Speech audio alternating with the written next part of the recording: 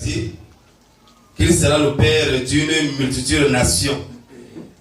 Et c'est comme ça que tu as commencé à marcher avec Abraham. Après Abraham, Abraham a eu Isaac. Dieu a marché avec Isaac. Après Isaac, il y a eu Jacob. Dieu a marché avec Jacob. Et ensuite, il y a eu les 12 patriarches qui sont les 12 tribus d'Israël. Maintenant, il faut comprendre fondamentalement ce que Dieu recherchait. Lorsqu'on dit ici que Dieu commence avec Abraham, ensuite Isaac et après Jacob. Mais lorsqu'il a fini avec eux, maintenant il va faire la promesse à sa descendance et cette promesse s'accomplit 430 ans plus tard par l'entrée en scène de Moïse. Maintenant, lorsque Moïse entre en scène, Moïse va récapituler tout ce que Dieu a fait depuis la création. Regardons le thème. Lorsque Dieu appelle Moïse, Dieu dit à Moïse, va, voici, j'ai conclu une alliance avec Abraham. Maintenant, il veut que cette alliance-là soit mise à l'évidence. Maintenant, Dieu va dire à Moïse, voici ce que tu vas faire. Maintenant, pour sortir d'Égypte, il faut célébrer la Pâque. Seigneur, merci pour ta présence au nom de Jésus. Maintenant, moi, je devais célébrer la Pâque. La Pâque qui est le passage de l'esclavage pour la liberté. Maintenant, quand on devait célébrer la Pâque comme ça, là, Dieu lui dit, voici comment la Pâque doit se dérouler. Voici ce que tu dois faire. C'est-à-dire que Moïse était un exécutant. Ça, ça me fait comprendre. Je prends l'exemple simple. Vous voulez construire une maison et vous faites un plan. Vous savez que la maison est l'exécution du plan. Alors que lorsqu'un architecte vous met un plan, c'est lui qui vous dit comment est-ce que votre maison sera. C'est l'architecte qui dit que la maison aura 2 chambres, aura un salon, aura une cuisine. Maintenant, c'est lui qui décide le plan. Et lorsqu'il te remet ça, tu dois exécuter ce plan-là. Maintenant, en exécutant le plan, ce n'est pas toi. Ce n'est pas toi qui est à la base de la construction. Ce n'est pas toi qui es l'auteur du plan. C'est la même chose avec Moïse. C'est-à-dire que lorsque Dieu parle à Moïse, il dit à Moïse, voici ce que tu vas faire. J'espère qu'on est d'accord ce matin que Moïse n'a rien fait qui venait de lui-même. Regardez, Dieu va dire à Moïse, aie soin, lui fit-il dire, de faire tout d'après le modèle qui t'est montré sur la montagne. Donc Moïse n'avait pas un plan. Amen. Alors, la Bible ne tire pas son origine d'Abraham, d'Isaac et de Jacob. La Bible, c'est la parole de Dieu mise sur papier par Moïse qui commence à écrire. En autre terme, Abraham a communiqué à Jacob les promesses de Dieu. Et lorsque Abraham parle à Jacob, c'est pas Abraham qui est l'auteur, à Jacob aussi. C'est pas Abraham qui est l'auteur de ces paroles-là. Alors Abraham tout simplement dit à Jacob, voici ce que le Seigneur m'a dit, l'Éternel m'a dit. Et il dit à Jacob, voilà ce qu'il m'a dit. Il dit à Isaac, voici ce que Dieu m'a dit. Donc il transmettait juste ce qu'il avait reçu de Dieu. Donc ça ne venait pas de lui. Il faut comprendre que la Bible ne tire pas son origine des hommes. C'est vraiment ça qu'il faut comprendre. La Bible, c'est la parole de Dieu. Il y a des livres qui tirent l'origine des hommes, comme le Coran, le livre des Mormons, la Bible témoin de Jéhovah. Il tire l'origine des hommes. Maintenant, la Bible tire son origine de Dieu. Et on va le démontrer. Maintenant, Dieu va fonctionner avec Moïse. Moïse va arriver à la fin de sa course. Maintenant, Dieu va conduire à travers Israël par l'entremise des prophètes. Il y avait les juges d'abord. Maintenant, après les juges, il y avait les prophètes. Il y avait les prophètes, il y avait les sacrificateurs, il y avait les rois. Voilà les 3 personnes que Dieu utilisait pour gouverner son peuple. Maintenant, quand ça va se passer comme ça, là, Dieu va évoluer jusqu'à ce que Malachie entre en scène pour annoncer que Dieu va renvoyer Élie. Élie de Malachie, quand il est Jean-Baptiste. Maintenant, quand Jean-Baptiste va venir, Jean-Baptiste va dire que je suis venu là, mais ne suis pas celui que vous attendez. Celui que vous attendez est déjà parmi vous. La cognée est mise à la cime de l'arbre. Tout un peu de propre fils sera coupé dans le feu. Ne vous mettez pas à dire, nous avons pour père Abraham. Il vous dit de ces pièces-ci, Abraham peut citer les fils. Dieu peut citer les fils d'Abraham. Avec Jean annonce que Jésus est déjà là, le Messie. Il dit qu'il n'a pas dit de la courroie de ses sandales. Maintenant, quand il entre en scène, il fait son ministère pendant presque 3 ans et demi. Après son ministère, il va laisser 12 apôtres. Et parmi les 12 apôtres, un va décider d'aborder l'apostolat pour aller en enfer, qu'on appelle Judas. Maintenant, les 11 vont établir quelqu'un par le concours de Dieu, par le tirage au sort, par le concours de Dieu, il y a un 12e apôtre qui sera ajouté. Et là, la Pentecôte, le jour de la Pentecôte, ils vont recevoir le baptême du Saint-Esprit. Maintenant, Dieu va commencer à travailler avec les apôtres. C'est ce qu'on voit dans Actes chapitre 7. On voit un disciple qu'on appelle Étienne. Étienne a retracé toute l'histoire d'Israël depuis Abraham jusqu'à Jésus. Et il a fini par dire aux gens là, homme au couloir, vous opposez toujours au Saint-Esprit. J'espère que ce matin, on ne va pas dire la même chose. Homme au couloir, vous opposez toujours au Saint-Esprit. Donc, après ces choses-là, Dieu va sauver quelqu'un qu'on appelait Paul. Paul de Tarse. Maintenant, quand il va sauver Saul de Tarse, Saul était pharisien. Donc, Saul était totalement ancré dans la loi. Donc, Saul était un légaliste, il n'était pas un pécheur comme Pierre, qui allait de temps en temps à la synagogue. Or, Paul, lui, il vivait là-bas, au pied de Gamaël, qui était un docteur de la loi, un pharisien. Maintenant, Dieu va sauver Paul. Et Paul va accepter que sa mentalité soit changée. Maintenant, quand il va changer sa mentalité, maintenant Dieu va commencer à servir de lui. Alors, on peut voir dans Romains chapitre 9. Vous allez voir là. Romains chapitre 9. Romains chapitre 9, Romains chapitre 10. Romains chapitre 11. Les 3 chapitres là. Maintenant, Paul nous explique un principe spirituel et pas d'un élément charnel. Et si tu ne comprends pas ce message-ci, tu vas perdre ton temps à l'église en enfer. Bon, quand les gens sont à l'église, ils ne comprennent pas. Ils sont à l'église, ils sont voilés, étant à l'intérieur de l'église. Et c'est ça le drame aujourd'hui.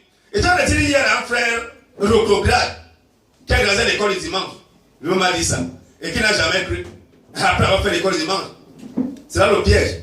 Alors, avant de faire l'école du dimanche, il devient païen. Ouais. Puisque les parents même les mettent dans les écoles catholiques pour tuer la foi. Hein? Quand tu prends l'enfant, tu vas à l'école catholique, c'est pour qu'il ne croit jamais en Jésus. Et quand tu mets un enfant à l'école catholique, c'est pour qu'il ne croit jamais en Jésus. C'est pour qu'il soit païen. Parce que c'est ça le ministère du catholicisme, tuer la foi dans les gens. Ils sont à ta naissance, ils sont à quand tu grandis, et ils sont à ta mort pour t'enterrer. Et ça le ministère. Les gens ne connaissent pas quelqu'un converti. Qui était là-bas pendant beaucoup d'années. Je ne me suis jamais converti. Et je ne connais personne qui s'est converti là-bas. Parce que tout ce qu'on fait, c'est pour t'éloigner, c'est pour tuer la capacité, détruire la capacité de Dieu dans l'homme. C'est ça le ministère. Tu sors là-bas, tu as une éclésure accomplie. Et pas que tout ce qu'ils nous disent, ils sont passés par là-bas. Ils se réclament même dire que là-bas, nous on fait le séminaire. Que Dieu nous aide. Maintenant, Paul va expliquer un principe. Que je vais lire quelques versets ici, parce que c'est un peu long l'enseignement de ce matin, l'école française de ce matin, parce que c'est important de comprendre. Je demande donc, Dieu a-t-il rejeté son peuple? Il y a une commencé au chapitre 9, chapitre 10, maintenant au chapitre 11. Amen. Qui doit lire. Dieu a-t-il rejeté son peuple? Nullement. Car je suis moi-même israélite de la postérité d'Abraham, de la tribu de Benjamin.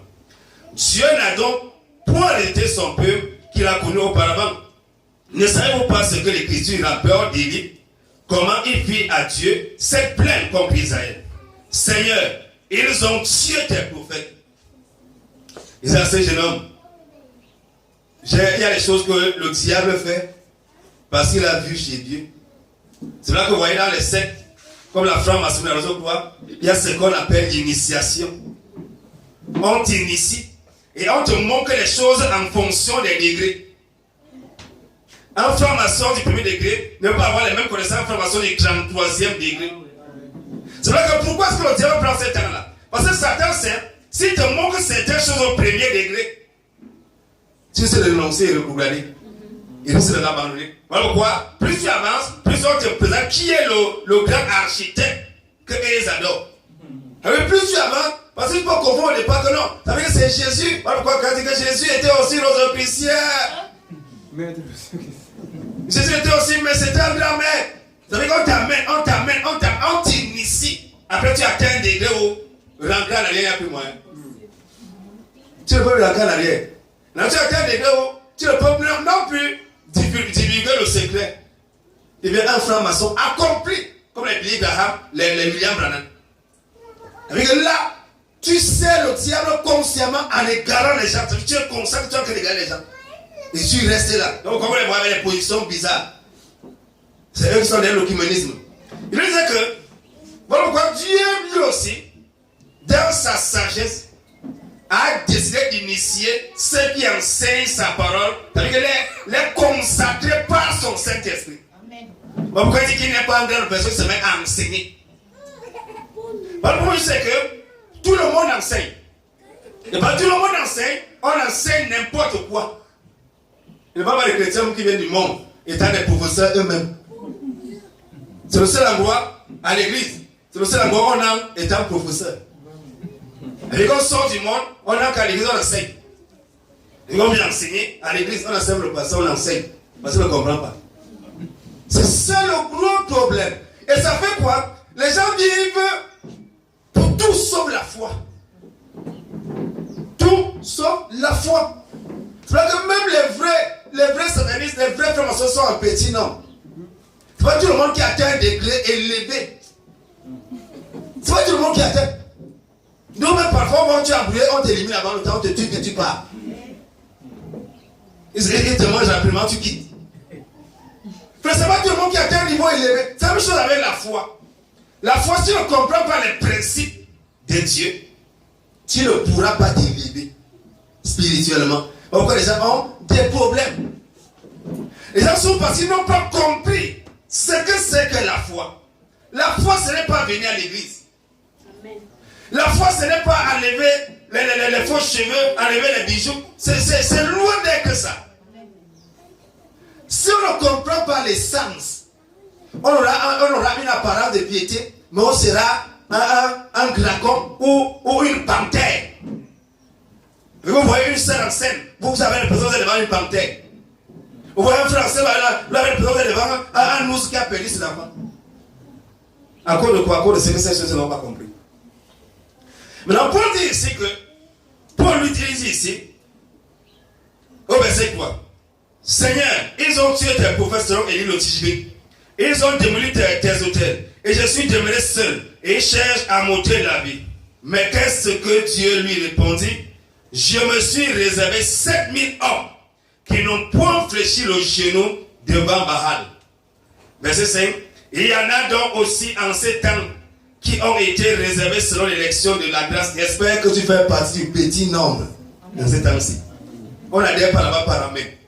On adhère là-bas par la compréhension spirituelle de qui est Dieu. Pourquoi Jésus a dit, la vie éternelle, ce n'est pas d'aller à l'église. La vie éternelle, c'est de connaître le Père. Amen. Connaître le Fils. Et c'est la vie éternelle. Tu connais le Père, tu connais le Fils, tu es sauvé. Tu ne le connais pas, tu es perdu, même tu pars à l'église. Nous avons enseigné ça sur l'école de mention du temps. Les chrétiens, le parvis extérieur. Il y a le parvis intérieur, il y a le Saint des Saints. L'enlèvement aura lieu dans le Saint des Saints. Pas dans le parvis intérieur. Dans le parvis intérieur, on parle en langue, on prophétise, on chasse les démons. Mais on ne sera pas enlevé. On parle en langue, on prophétise, on chasse les démons. On est dans l'église, mais on n'est pas sauvé. Le salut, l'enlèvement aura lieu dans le Saint des Saints. Et puis le Saint des Saints, c'est ceux qui sont devant l'âge, devant la face de Dieu. Ceux qui connaissent qui est-ce qu'ils adorent. Pas les Samaritains. Nos pères ont adoré sur cette montagne. Jésus lui a dit, nous nous adorons ce que nous connaissons. Est-ce que le dos que tu vas adorer? Jésus a dit, donc que je ne suis pas celui que tu n'es pas cru. Il y a plusieurs comme ça dans nos églises. Ils ne vont pas croire. Pourquoi? Parce qu'ils ne sont pas en contact avec le Saint des Saints. Ils sont à l'église, ils sont dans les formes. Est-ce la religion? Mais pas dans le fond. Amen. Que le Seigneur la comprendre au nom de Jésus. Amen. Donc, en tant qu'enfant de Dieu, toi qui es là ce matin, il faut comprendre ceci. Tu comprends ce message. Ta vie chrétienne, c'est ce qu'on va dire que tu as cru. Ou bien on n'a pas peur que tu vas le regarder. Tu vas rester fondé sur le roc qui est Jésus. Il sera inébranlable. Maintenant le verset 5. Il y a donc aussi en ces temps qui ont été réservés sur l'élection de la grâce. Que si ce n'est pas la grâce, ce n'est plus par les œuvres. Autrement, la grâce ne serait plus une grâce. Et si ce n'est pas les œuvres, ce n'est plus une grâce. Autrement, les œuvres ne seraient plus les œuvres. Pour le moment aussi que on ne peut être que sauvé par les œuvres. Donc si quelqu'un doit être sauvé par les œuvres, cette personne se trompe grandement. C'est-à-dire qu'on ne peut rien faire pour avoir le salut de Dieu. Ce n'est pas parce qu'on a jeûné, pas parce qu'on a beaucoup prié, pas parce qu'on a fait ci, on a fait ça, qu'on est sauvé. Amen. On est sauvé parce qu'on a compris la grâce de Dieu. Ce que c'est que la grâce. Qu'est-ce que la grâce? Pas la récitation de la grâce. Qu'est-ce que la grâce? Est-ce que j'ai réellement compris ce que le Seigneur fait pour moi? Que Dieu nous aide. Verset 5. Que dirons-nous donc? C'est qu'Israël n'a pas obtenu ce qu'il cherchait, mais les élus l'ont obtenu et les autres ont été endurcis. Selon qu'il est écrit, Dieu leur a donné un esprit d'étourdissement, des yeux pour ne point voir, des oreilles pour ne point entendre jusqu'à ce jour. J'espère que je ne peux pas partir de ceci. Les gens qui regardent, ils ne voient rien. Les gens qui entendent, mais ne comprennent rien. Là, vous pouvez prêcher quelque chose nuit et jour. Pendant des années, quelqu'un fait la même chose. Il fait la même chose. Quand on dit à quelqu'un que l'enfant que tu vois là est une table rase, prends ton enfant, donne-le un sataniste, ton enfant sera un sataniste accompli. Il dit amen à l'église, il prend son enfant et confie en sataniste. Il vient à l'église, il dit amen. Compris, il dit amen. Mais tu vois la pratique, c'est le concret. C'est ce que ça dit. Les gens sont à l'église, ils disent amen. Alléluia. Ils chantent, ils crient, ils gesticulent, ils pleurent même. Mais ils ne comprennent pas l'essence. L'essence de la foi chrétienne. Ils ne comprennent pas. Que Dieu nous aide. Verset 9. Et David dit que la table là devienne un filet et un piège. Qu'elle les fasse tomber, et cela pour leur rétribution. Que leurs yeux soient obscurcis pour ne promouvoir et faire que leur dos soit continuellement courbé. Il demande donc, ont-ils penché en sorte qu'ils soient tombés pour toujours, à Dieu ne plaise. Mais le salut a été annoncé aux gentils par leur chute afin de les exciter à la jalousie. Paul dit ici que lorsque Jésus a déclaré aux Juifs que maintenant, comme vous refusez la poteau comme fruit, la parabole des vignerons homicides, la vie vous sera retirée et sera confiée à notre peuple qui portera plus de fruits. C'est ce que Paul a train d'expliquer ici. Le salut a été envoyé aux Juifs. Maintenant, qu'est-ce qu'ils ont fait? Ils ont méprisé le salut. Maintenant, Dieu fait quoi? Dieu s'est tourné vers les païens. Mais pas en déracinant l'arbre, en laissant le tronc et les racines. C'est ce qu'on va comprendre ce matin. Alors, pour le verset 11. Je demande donc, non, verset 12. Or, si leur chute a fait la richesse du monde, et si leur diminution a été la richesse des gentils, combien plus sera leur abondance? Car c'est à vous gentils que je parle, parce qu'étant la peau des gentils, je rends mon ministère glorieux, pour donner, si je puis, de l'émulsion à ceux qui sont de mon sang, et pour en sauver quelques-uns. Car si leur réjection est la réconciliation du monde, que sera leur rappel, sinon une résurrection d'entre les morts? Maintenant, pour le confirmer ce que Zacharie a dit, lorsqu'il parlait pour le libérateur Béga, il pourra s'appuyer sur le mont des Oliviers qui se pendra en deux, et tout Israël sera sauvé. Là, il parle ici du salut des Juifs en tant que peuple, en tant que nation, et c'est ça que Paul a parlé. Mais c'est pas ça qui m'intéresse ce matin, j'ai un objectif à atteindre. C'est le papa qui soit en courir. Il dit aussi au verset 16. Or, si les prémices sont saintes, la masse l'est aussi. Et si la racine est saine, les bras le sont aussi. Pour laquelle expliquer un mystère là. La racine c'est qui? Abraham, Isaac et Jacob. C'est pour laquelle expliquer. Amen. C'est que pour laquelle expliquer. Maintenant, il dit au verset 17 que si quelques-unes des branches qui sont le peuple d'Israël ont été retranchées, et si toi, qui étais un olivier sauvage, a été hanté, c'est le mot hanté dans ta Bible. Hanté veut dire greffé. Sur ce mot, il ne passe plus, que ça ne se passe plus jamais. C'est ça qui va te dire avec le sauver. En leur plat, et a été fait participant de la racine et du sucre de l'olivier. Ne te lève pas contre les branches, que si tu te lèves, sache que ce n'est pas toi qui porte la racine, mais que c'est la racine qui te porte. La première dit ici, la racine, c'est le peuple d'Israël, le peuple de Dieu. Maintenant, il dit ici, la racine, le tronc, les blancs, le peuple, il prend d'Abraham jusqu'aux 12 tribus. Maintenant, il dit ici que Dieu avait retranché quelques branches pour hanter les païens. Ça, c'est vous faire comprendre. Quand on parle de la greffe, ça veut dire quoi? On prend une branche ailleurs. On vient avec ça. La branche ne peut pas se nourrir seule. Elle va sécher. Jean chapitre 15 ou 16. Voilà. La branche va sécher. Maintenant, qu'est-ce qu'on fait? On prend la branche. On vient greffer sur la tige de l'olivier qui a ses racines enfoncées au sol. Et maintenant, c'est à partir de ces racines-là, de ce tronc-là, que la branche qu'on a hantée va croître et porter les fruits. Écoute bien ce que je vais dire ce matin. En tant que païen, en tant que nation non juive, Dieu t'a pris, il t'a hanté, ça veut dire qu'il t'a pris, il est venu te placer sur le même tronc. Ça veut dire que directement tu es placé sur la lignée d'Abraham, d'Isaac et de Jacob.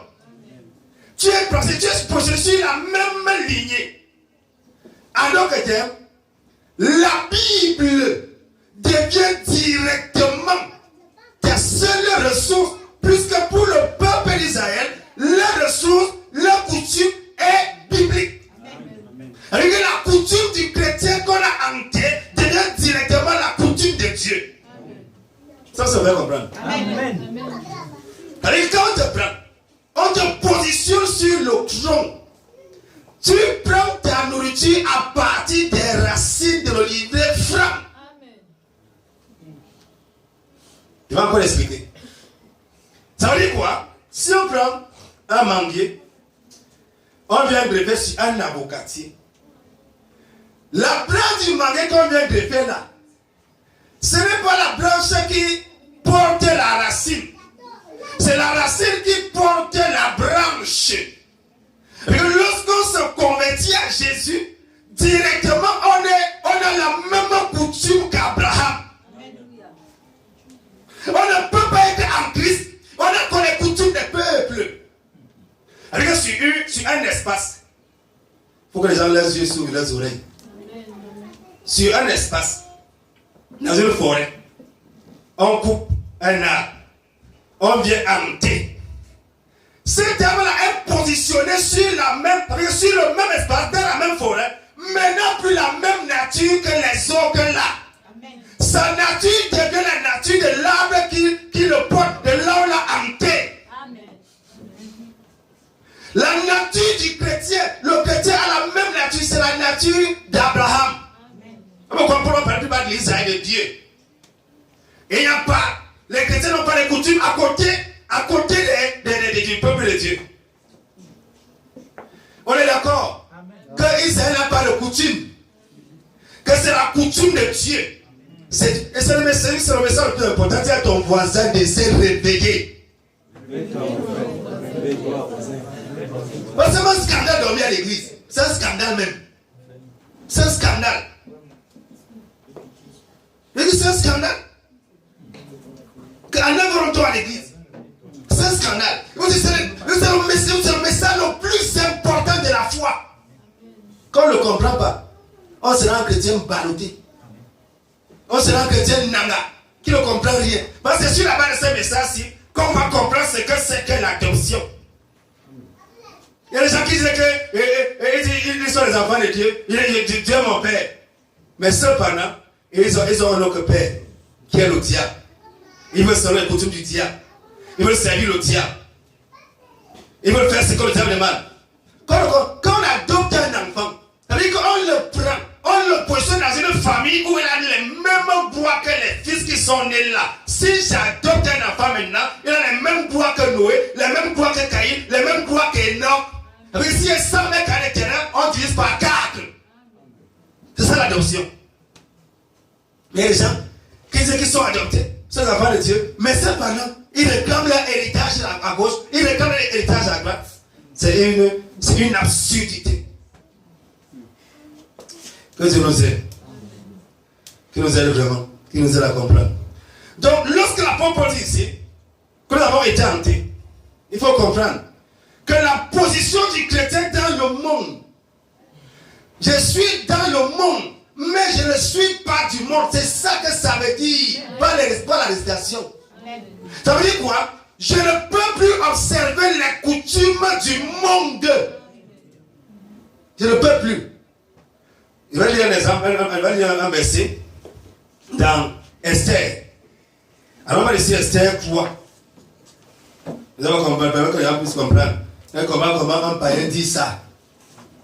Un païen va dire ce que je viens de dire tout à l'heure là. Écoutez ce que dit Aman, un descendant de la Graga. Aman dit quoi ici? Dans Esther 3. Esther 3, verset 49, il est écrit. Et le premier mois, qui est le mois de Nissan, la deuxième année du roi Assyrus, on jeta le pur, c'est-à-dire le sort, devant Aman pour chaque jour et pour chaque mois. Et le sort tomba sur le 12e mois, qui est le mois d'Adar. Verset 8. Et Aman dit au roi Assyrus, il y a un certain peuple dispersé parmi les peuples par toutes les provinces de ton royaume, qui toutefois se tient à part. Comme ça. Qui toutefois se tient à part, duquel les lois sont différentes de celles de tous les autres peuples. On ne dit pas de certains peuples. Le seul peuple-ci a des lois différentes des lois de tous les autres peuples. Ils ont la loi. C'est quelle loi? La loi divine. Vous êtes d'accord que Moïse ne s'est pas levé lui-même pour écrire. Moïse recevait les directives de Dieu. Vous allez vous habiller comme ça. Vous allez manger comme ça. C'est la loi, c'est Dieu qui a dit. C'est pas Moïse. Donc ça ne vient pas d'un homme. Voilà pourquoi Josué rappelle cela. Il dit que vos pères ont servi d'autres dieux au-delà du fleuve. Josué les rappelle. Il rappelle que leur père était des idolâtres. C'est ce que Josué dit. Maintenant, Dieu les a séparés. Dieu les a mis à part. Maintenant, pour donner des lois à part. Je le répète. Lorsqu'on prend une branche pour venir hanter, cette branche-là se nourrit de la serre de l'arbre où elle a été hantée. Cette branche, le peuple dit que non. Voilà le tronc qu'on m'avait coupé là-bas. Vraiment, moi, je vais boire de l'eau que le tronc là-bas va me nourrir avec. C'est insensé. Alors, cette branche-là, le Dieu ne dit pas qu'elle sera coupée et orientée à l'olivier sauvage. Non. Elle sera coupée et jetée. Et jetée au feu. Donc, le principe de la foi, le voilà. Ça veut dire que Dieu t'a sorti du monde, de ta famille païenne, pour te planter en Christ. Maintenant, étant en Christ, tu ne fais que ce que Jésus dit. Parce que tu es l'olivier sauvage qu'on a greffé. Ta vie vient du clone. Le clone qui est la parole, pas ta famille. Le clone de la racine, c'est la parole, puisque c'est Dieu qui a donné. Donc tu ne peux plus te nourrir des principes païens de ta famille. Amen. Voilà le gros problème. Et c'est ici, quand c'est qui est sauvé, qui n'est pas. Parce que celui qui n'est pas sauvé va chercher à mélanger les choses. Et c'est que j'ai pris un principe simple. Un olivier qu'on a coupé, on a greffé, tu ne peux pas quitter là où on t'a greffé pour aller te nourrir la sève de ton ancien tige. C'est impossible. Si quelqu'un se sert encore de la sève de son ancien tige là-bas, la personne n'a pas été hantée. C'est le message le plus important. Écoutez, c'est le message le plus important de la foi chrétienne que tu vas entendre ce matin. Celui qui sait ce message ne peut jamais reprograder. Celui qui sait ce message ne sera jamais ballotté. Il ne va pas pouvoir ceci lundi et mardi quoi ça. Amen. Amen. La greffe. Frère, si tu as cru en Jésus, tu as été greffé à l'olivier franc. Le franc qui est le peuple de Dieu, qui a les alliances, qui a les promesses, qui a toutes les choses. Et c'est cela vient de la parole de Dieu. Et que la coutume d'un chrétien, c'est la coutume biblique. Et ça, c'est on fait comprendre. Et je me dis, plusieurs meurent à l'église. Plusieurs, voilà pourquoi on voit les chrétiens. C'est ça qui a amené les tiges choix, les écailles et autres. Par exemple, on n'a pas compris ce message. Et ça fait quoi? Ils sont à l'église, les sorciers les oppressent, les sorciers les tapent, les sorciers les violent. Ils étaient à l'église. Et ils font quoi? Ils sont obligés de chercher les faux prophètes qui vont prophétiser sur eux. Parce qu'ils ne sont pas dans le repos.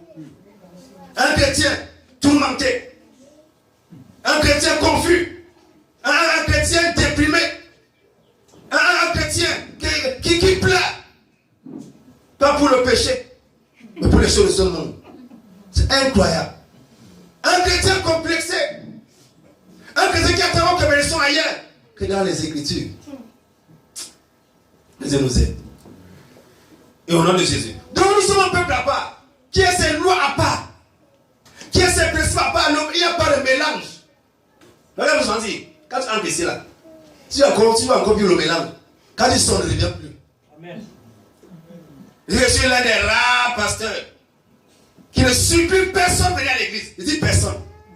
Tu vas venir, tu viens, tu vas venir, tu pars. Amen. Et ça me laisse à 37 degrés. Ça, je ne sais pas son ministère. Rien du tout. Je sais ce que Dieu m'a dit et c'est là où Dieu m'amène. Et c'est là où il m'amène. Donc personne n'oublie que là. Personne. Je dis personne. Ne perds pas ton temps à chercher à me changer. Amen. Amen. Ce sera un travail inutile et vain. Je suis l'olivier sauvage qui a été greffé sur l'olivier franc. Donc mes principes, ma coutume, ma mentalité sera la mentalité de la parole. Amen. Et j'aime son conseil les gens. C'est aussi là.